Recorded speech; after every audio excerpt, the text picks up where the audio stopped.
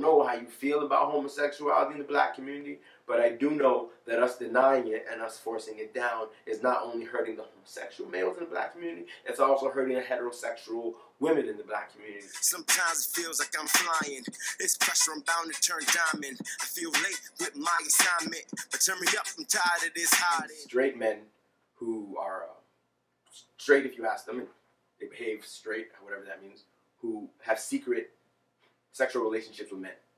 They don't consider themselves to be homosexual or gay in any way, but the issue is these men are often in relationships with women who don't know about their other lives, and sometimes those men who have STIs are spreading that infection to their partners. Our society has made being gay so impossible, so unacceptable, that even when you are having sexual relationships with men, you don't consider yourself to be that because growing up, that wasn't a possibility. A lot of the stereotypes that go along with what it is to be a man or what it is to be gay or what it is to be anything gets us into a lot of trouble because there's no one way to be a man. There's no definition of what it means to be straight. There's no definition of what it means to be gay. These things are just things we made up that we force people into. They're these shoes that don't fit. You know, when I was first going to do this video, I thought the most important thing would be to talk to men who are on the down low and to tell them that it's important to tell their partners what they're doing and that cheating is any act that you're doing with someone that you wouldn't tell your partner. That's not gonna work. What's that gonna do? For example, when I go on a date, sometimes if I'm feeling lucky, I'll bring a condom, you know, because I'm feeling lucky. You never know, right?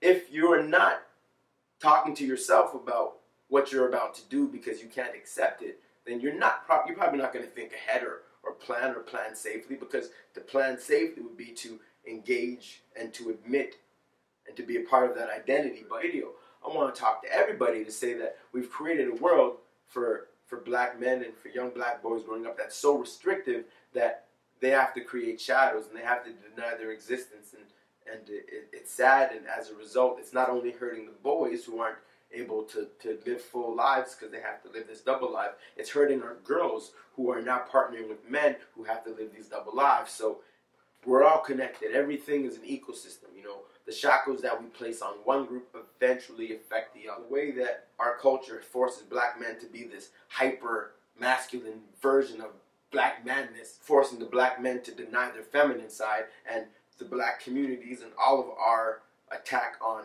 black male femininity is actually hurting black women. So if we as a people opened up and made it a safer place to be whatever you are in your varying degrees of masculine and feminine respectively, then it'd be safe for everybody. All the conversations about what or how to classify someone on the down low are irrelevant. That's not the issue. The issue is, why do we feel that we have to create shadows, and why do we create a world where we have to create shadows? I ask you and me and everybody to try to create a better world for us and for our boys growing up, so they can be whatever they are, so they can be safe, and so they can be happy, and so they can be full, and so that our women and our girls can grow up and be safe, and they can be happy, and they can partner with people who are full in themselves.